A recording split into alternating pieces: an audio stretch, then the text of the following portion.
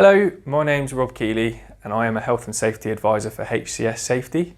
In this video, I want to talk to you briefly about our site safety inspections and highlight the most common failings we regularly see during our visits to site.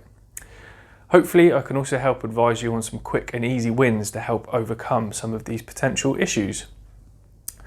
First of all, we've got poor housekeeping. We're often having to remind operatives to take care to avoid tripping over loose objects on floors, stairs and work platforms. Slips and trips on the level are the most common cause of non-fatal injury at work.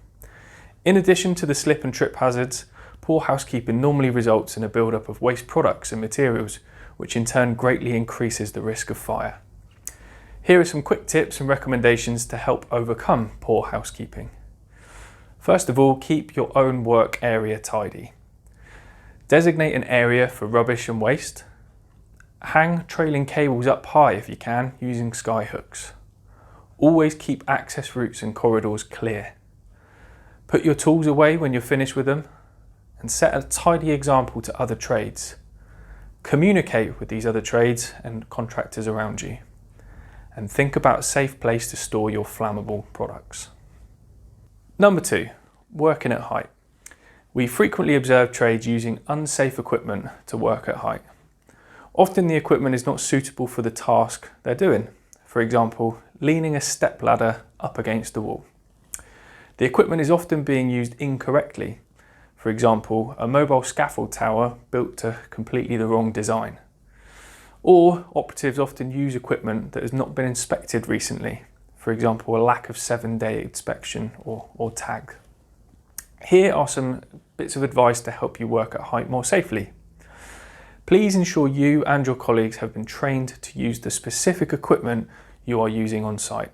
For example, PASMA, IPAF training, harness training, or working at height awareness.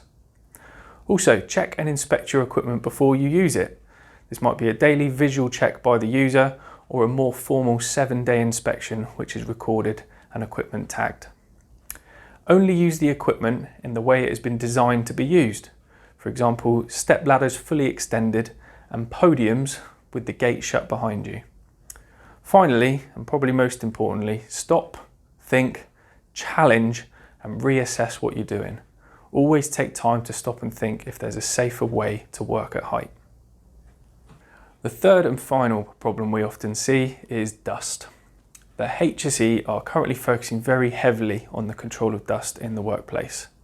We create dust and kick it up into the air during various day-to-day site activities, including things like cutting bricks and blocks, chasing and grinding concrete, soft strip demolition, cutting and sanding wood and plasterboard, and dry sweeping work areas. Silica dust is particularly hazardous to our health and can be found in many materials we use on construction sites. These are my final recommendations to help control dust at work. Where possible, use on-tool dust extraction. LEV systems can be fitted directly onto your tools and help extract the dust as soon as it's produced. Water suppression. Water can help dampen down clouds of dust and can also be fitted to your tools and your equipment. Also consider minimising the number of workers working in that dusty work area. You've also got RPE, okay? Wear FFP3 face masks. Remember that you and your colleagues must be face fit tested if you wear masks, and you must also be clean shaven when you wear them. Additional RPE training and health surveillance might be required depending on the hazardous substances you work with. At HCS Safety, we carry out dozens of safety inspections every week. We have a number of competent health and safety advisors on hand to carry out snapshots, half-day or full-day inspections. In light of the COVID-19 pandemic, we've also introduced COVID compliance inspections, which can either be standalone or carried out alongside our other site inspection reports. I hope this information has been useful to you. For more competent health and safety advice and for details about our training packages and HCS membership, please get in touch via our website.